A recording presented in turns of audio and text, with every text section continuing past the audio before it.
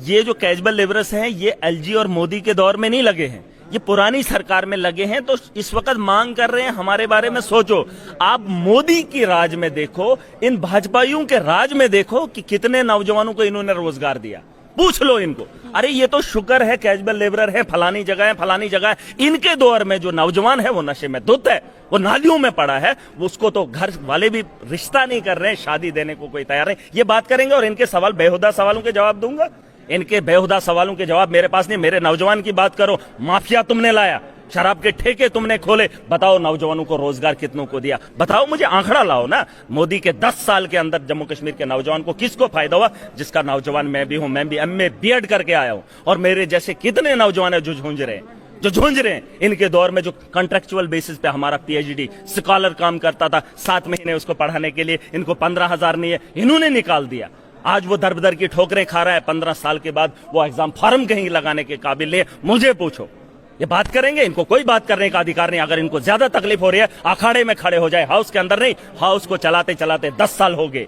इन्होंने जलील किया है हम लोगों को, और आज इन जलीलों की मैं बात सुनूं जिनकी औकात नहीं है।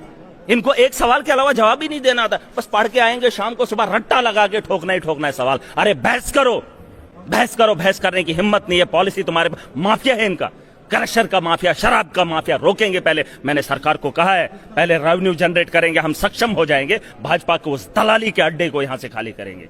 और ये मैंने कसम खाई, अगर मौका मिला जड़ से उखाड़ फेंकूंगा, और जड़ से उखाड़ने के बाद जम्मू कश्मीर सक्षम होगा। घर में पैसा ही नहीं है तो आप नौजवानों को स्टार्टअप के बारे में क्या ही बात करोगे?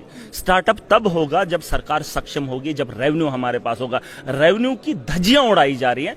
जहां माइनिंग से करोड़ों रुपया हमारा वो इलीगल है, लेकिन बीजेपी के लोग, उनके माफिया इस वक्त लूट रहे हैं। रॉयल्टी कहीं नहीं है, कोई भी डॉक्यूमेंट नहीं है, गाड़ियां चलाई जा रही है दनादन। कहां है उनका टैक्स का पैसा?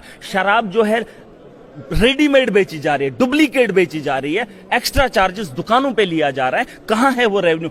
अगर शराब के पैसे से आप स्कूल की बिल्डिंग बनाना चाहते हो, मुझे उसमें ऐतराज नहीं, लेकिन वो शराब पिलाने के बाद, वो गलत शराब पिलाने के बाद, वो लत लगाने के बाद कहां है वो पैसा?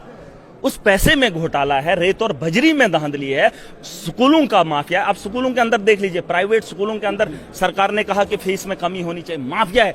6,000 रुपया एक फर्स्ट क्लास की बच्ची को स्कूल में एडमिशन के लिए है, मंथली फीस है।